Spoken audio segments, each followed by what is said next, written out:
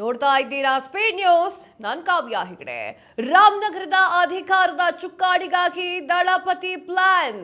ಕರ್ಮಭೂಮಿ ಮೇಲೆ ಕುಮಾರಸ್ವಾಮಿ, ನಿಖಿಲ್ ಕುಮಾರಸ್ವಾಮಿ ಅವರ ಕಣ್ಣು. ದಳಪತಿಯ ಹೇಳಿಕೆ ರಾಮನಗರ ಕಾರ್ಯಕರ್ತರಿಗೆ ಟೆನ್ಷನ್ ಟೆನ್ಷನ್.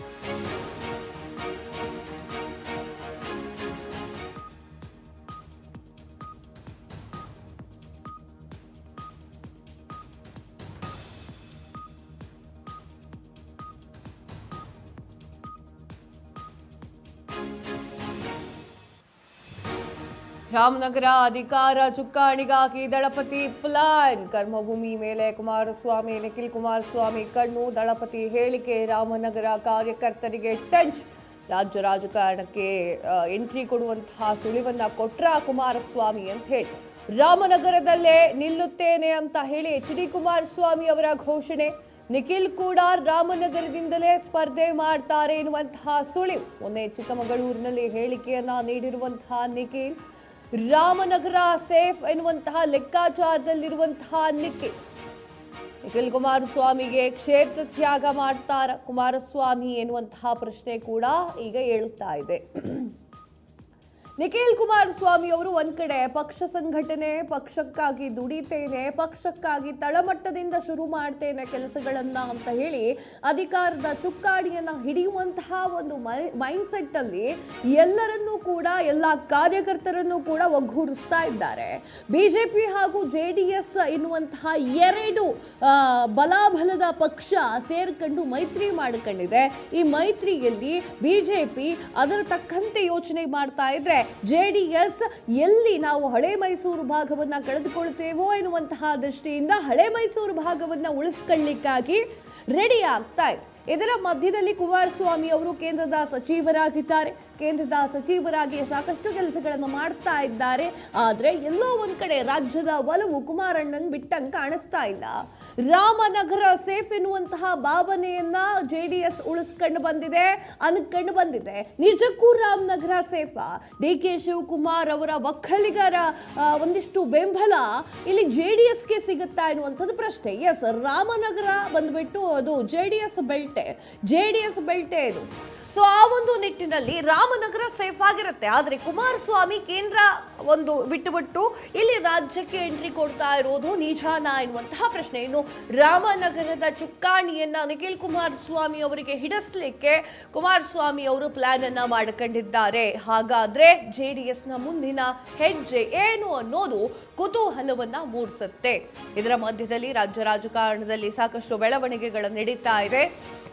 ವಿಪಕ್ಷಗಳಾಗಿಟ್ಟುಕೊಂಡು ಏನೇನು ಕೆಲಸಗಳನ್ನ ಮಾಡಬೇಕೋ ಬಿಜೆಪಿ ಹಾಗೂ JDS ಅವೆಲ್ಲವನ್ನೂ ಕೂಡ ಮಾಡ್ತಾರೆ. ಏನು ಹಳೆ ಮೈಸೂರು ಭಾಗದಲ್ಲಿರುವಂತಹ ಒಂದಿಷ್ಟು ಭಾಗಗಳನ್ನ ನಾವು ಬಿಟ್ಟುಕೊಡೋದಿಲ್ಲ ಅಂತ ಹೇಳಿ JDS ಕೂತ್ಕೊಂಡಿದೆ. ಇಲ್ಲಿ ಒಕ್ಕಲಿಗರು ವರ್ಸಸ್ ಒಕ್ಕಲಿಗರು ಅನ್ನುವಂಥದ್ದು ಈಗ ಮುನ್ನೆಲೆಗೆ ಬರ್ತಾ ಇರುವಂತಹ ವಿಚಾರ. ಎಸ್, ಇದ್ರ ಬಗ್ಗೆ ಮಾತನಾಡಲಿಕ್ಕೆ ರೇಣುಕಾ ಪ್ರತಿನಿಧಿ ದೂರವಾಣಿ ಸಂಪರ್ಕದಲ್ಲಿದ್ದಾರೆ. ಎಸ್ ರೇಣುಕಾ, ಇಲ್ಲಿ ರಾಮನಗರ ಸೇಫ್ ಎನ್ನುವಂತಹ ಲೆಕ್ಕಾಚಾರದಲ್ಲಿ JDSನ ನಾಯಕರಿದ್ದಾರೆ. ರಾಮನಗರದ ಚುಕ್ಕಾಣಿಯನ್ನ ಇಲ್ಲಿ ನಿಖಿಲ್ ಕುಮಾರಸ್ವಾಮಿಗೆ ಕೊಡಬೇಕು ಅನ್ನುವಂತಹ ದೃಷ್ಟಿಯನ್ನು ಇಟ್ಟುಕೊಂಡಿದ್ದಾರೆ. ಮುಂದೇನಿದೆ ನಿಮ್ಮ ಹತ್ರ ಮಾಹಿತಿ? ಎಸ್ ಕಾವ್ಯ, ಏನು ಈ ಬಾರಿಯ 2028ನೇ ವಿಧಾನಸಭಾ ಚುನಾವಣೆಗೆ JDS ನಾಯಕರು ಈಗಾಗಲೇ ಎಲ್ಲಾ ರೀತಿಯಾದಂತಹ ತಯಾರಿಗೆ ಮುಂದಾಗಿರುವಂತದ್ದು. JDSನ ಯುವ ಘಟಕದ ಅಧ್ಯಕ್ಷರಾದಂತಹ ನಿಖಿಲ್ ಕುಮಾರಸ್ವಾಮಿ ಅವರು ಕೂಡ ಇಡೀ ರಾಜ್ಯದಾದ್ಯಂತ ಪ್ರವಾಸ ಮಾಡಿ, ಸಮಾವೇಶಗಳನ್ನು ಮಾಡಿ, ಎಲ್ಲೋ ಒಂದ್ ಕಡೆ ಮತದಾರರನ್ನು ತಮ್ಮತ್ತ ಸೆಳೆಯುವ ಒಂದು ಪ್ರಯತ್ನವನ್ನು ಕೂಡ ಈಗಾಗಲೇ ನಿಖಿಲ್ ಕುಮಾರಸ್ವಾಮಿ ಅವರು ಕೂಡ ಮಾಡ್ತಾ ಇರುವಂತದ್ದು. ಪಕ್ಷವನ್ನು ಕೂಡ ಬಲವರ್ಧನೆ ಮಾಡುವ ಒಂದು ನಿಟ್ಟಿನಲ್ಲೂ ಕೂಡ ಈಗಾಗಲೇ JDSನ ನಾಯಕರುಗಳು ಕೂಡ ಆಕ್ಟಿವ್ ಆಗಿ ಪಕ್ಷದಲ್ಲಿ ಕೆಲಸ ಮಾಡ್ತಾ ಇರುವಂತದ್ದು.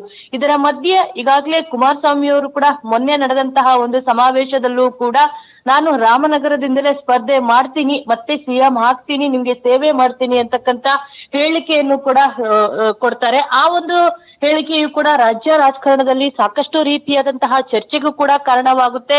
ಬಿಜೆಪಿ ಅವರು ಕೂಡ ಅಸಮಾಧಾನವನ್ನು ಕೂಡ ವ್ಯಕ್ತಪಡಿಸ್ತಾ ಇರುವಂತದ್ದು. ಈ ಹಿಂದೆಯೂ ಕೂಡ ನಿಖಿಲ್ ಕುಮಾರಸ್ವಾಮಿ ಅವರು ರಾಮನಗರದಿಂದಲೇ ಸ್ಪರ್ಧೆ ಮಾಡಿದ್ರು. ಅವರು ಕೂಡ ಆ ಒಂದು ಸ್ಪರ್ಧೆಯಲ್ಲೂ ಕೂಡ ಸೋತಿದ್ರು. ಅದಾದ ನಂತರ ಸಾಕಷ್ಟು ಬಾರಿಯ MP ಚುನಾವಣೆಯಲ್ಲೂ ಕೂಡ ಅವರು ನಿಂತಿದ್ರು, ಅಲ್ಲಿಯೂ ಕೂಡ ಸೋತ್ರು. ತಮ್ಮ ಮಗನಿಗೆ ಎಲ್ಲೋ ಒಂದ್ ಕಡೆ ರಾಜಕೀಯ ಜೀವನವನ್ನು ಕೂಡ ಕಟ್ಕೊಡ್ಬೇಕು ಅನ್ನೋ ಒಂದು ನಿಟ್ಟಿನಲ್ಲಿ ಅನಿತಾ ಕುಮಾರಸ್ವಾಮಿ ಅವರು ಕೂಡ ತಮ್ಮ ಒಂದು ಕ್ಷೇತ್ರವನ್ನು ಕೂಡ ಮಗನಿಗೆ ತ್ಯಾಗ ಮಾಡಿದ್ರು. ಅದಾಗಿಯೂ ಕೂಡ ಮಗ ಗೆಲ್ಲಿಲ್ಲ. ಹಾಗಾಗಿ ಮೊನ್ನೆ ಚಿಕ್ಕಮಂಗ್ಳೂರಿನಲ್ಲಿ ನಡೆದಂತಹ ಒಂದು ಕಾರ್ಯಕ್ರಮದಲ್ಲಿ ನಿಖಿಲ್ ಕುಮಾರಸ್ವಾಮಿ ಅವರು ಕೂಡ ನಾನು ಕೂಡ ರಾಮನಗರದಿಂದಲೇ ಸ್ಪರ್ಧೆ ಮಾಡ್ತೀನಿ, ಕರ್ಮಭೂಮಿಯಲ್ಲೇ ನಾನು ಸ್ಪರ್ಧೆ ಮಾಡಿ ಮತ್ತೆ ರಾಜಕೀಯಕ್ಕೆ ಒಬ್ಬ ಅಭ್ಯರ್ಥಿಯಾಗಿ ಶಾಸಕನಾಗಿ ಬರ್ತೀನಿ ಅಂತಕ್ಕಂತ ಹೇಳಿಕೆಯನ್ನು ಕೂಡ ಅವರು ಕೂಡ ಕೊಡ್ತಾರೆ. ಇದರ ಮಧ್ಯೆ ಮೊನ್ನೆ ತಂದೆಯಾದಂತಹ ಕುಮಾರಸ್ವಾಮಿ ಅವರು ಕೂಡ ನಾನು ರಾಮನಗರದಿಂದಲೇ ಮತ್ತೆ ಚುನಾವಣೆಗೆ ಬರ್ತೀನಿ ಅಂತೇಳಿ ಎಲ್ಲ ಒಂದ್ ಕಡೆ ಹೇಳಿಕೆಯನ್ನು ಕೊಡ್ತಾರೆ. ಇತ್ತ ನಿಖಿಲ್ ಕುಮಾರಸ್ವಾಮಿ ಅವರು ಕೂಡ ನಾನು ಕೂಡ ರಾಮನಗರದಿಂದಲೇ ಸ್ಪರ್ಧೆ ಮಾಡ್ತೀನಿ ಅಂತೇಳಿ ಕೂಡ ಈಗಾಗಲೇ ಹೇಳಿರುವಂತದ್ದು. ಎಲ್ಲ ಒಂದ್ ಕಡೆ ದಳಪತಿಗಳಿಗೆ ಈ ಒಂದು ಹೇಳಿಕೆಗಳಿಂದ ಮತ್ತೆ ಅಲ್ಲಿರುವ ಸ್ಥಳೀಯ JDS ಅವ್ರಿಗೂ ಕೂಡ ಗೊಂದಲ ಉಂಟಾಗುವ ಸಾಧ್ಯತೆಗಳು ಕೂಡ ಹೆಚ್ಚಾಗಿರುವಂತದ್ದು. ಈಗಾಗಲೇ ಸಾಕಷ್ಟು ಬಾರಿಯೂ ಕೂಡ ದೇವೇಗೌಡರು ಇರ್ಬೋದು, ಅನಿತಾ ಕುಮಾರಸ್ವಾಮಿ ಇರ್ಬೋದು, ಮತ್ತೆ ಕುಮಾರಸ್ವಾಮಿ ಅವರು ಕೂಡ ಮಗನಿಗೆ ಒಂದು ರಾಜಕೀಯ ಭವಿಷ್ಯವನ್ನು ರೂಪಿಸಬೇಕು ಅಂತೇಳಿ ಕೂಡ ಸಾಕಷ್ಟು ರೀತಿಯಾದಂತಹ ಪ್ರಯತ್ನಗಳನ್ನು ಕೂಡ ಮಾಡ್ತಾ ಇರುವಂತದ್ದು.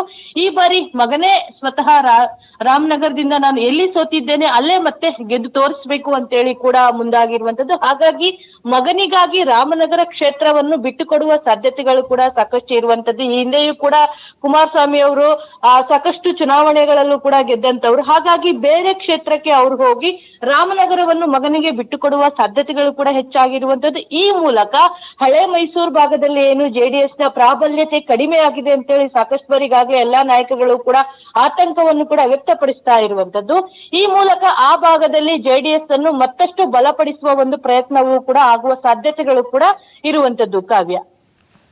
ಎಸ್ ರೇಣುಕಾ, ತಮ್ಮೆಲ್ಲ ಮಾಹಿತಿಗಾಗಿ ಧನ್ಯವಾದಗಳು.